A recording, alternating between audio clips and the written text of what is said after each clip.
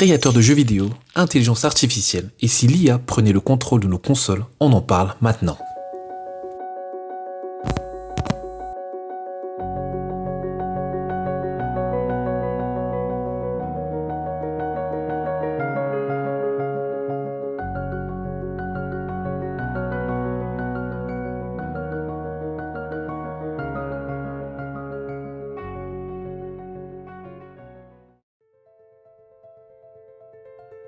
Et si l'IA créait le prochain GTA? Je parle d'un jeu entièrement conçu par une intelligence artificielle. Imagine tu lances ta partie et tout se construit devant toi. L'IA invente tout au fur et à mesure. Tu fais un braquage, elle invente une équipe avec toi. Tu fuis la police, elle crée une stratégie en temps réel. Ce serait un jeu sans fin, sans limite et sans véritable créateur humain. Et si je te disais que ce futur, il commence déjà avec le prochain GTA? Elon Musk, avec sa société XAI, veut créer un jeu vidéo entièrement généré par une intelligence artificielle. Et pendant ce temps, Rockstar annonce GTA 6, présenté comme le jeu le plus réaliste jamais conçu. Des PNJ capables de se souvenir, de s'adapter, de réagir comme de vraies personnes. Et là, une question se pose. Est-ce que je joue encore à un jeu ou suis-je en train d'être la marionnette d'une intelligence artificielle? Parce qu'au fond, construire un jeu tellement vivant, tellement stimulant, est-ce que ça ne nous rappelle pas un peu notre propre réalité?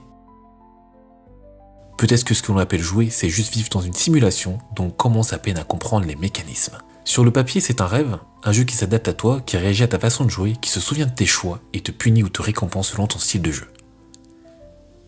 Fini les missions répétées, chaque partie serait une expérience unique et techniquement on y arrive. Des IA écrivent déjà des dialogues, créent des décors, improvisent des scénarios. On est en train de passer d'un jeu programmé à un jeu évolutif. D'ailleurs, le film Ready Player One est une parfaite réplique de ce que pourrait ressembler sous peu nos jeux. Un monde vivant, un monde immersif. Mais alors voilà, c'est là que le piège commence. Parce que plus on rend les mondes virtuels réalistes, plus une question revient. Et si on était déjà dans un monde de ça? Parce que plus on rend les mondes virtuels réalistes, plus une question revient. Et si on était déjà dans un de ces mondes?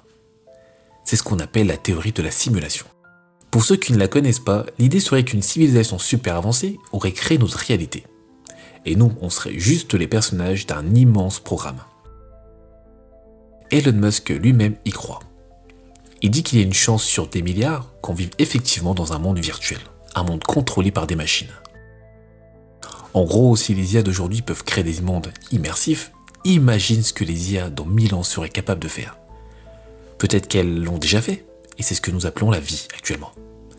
Et si c'est vrai, alors chaque fois qu'on crée un jeu, on reproduit juste ce cycle de la vie.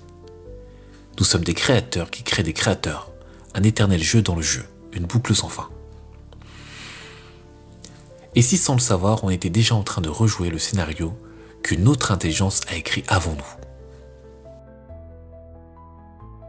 Mais revenons sur Terre 2 secondes. Si demain les IA créent nos jeux, qu'est-ce qui nous reste en tant qu'humains?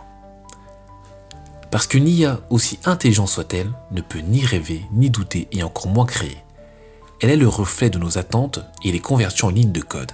Elle n'a pas d'intuition, pas de folie, pas de sentiment.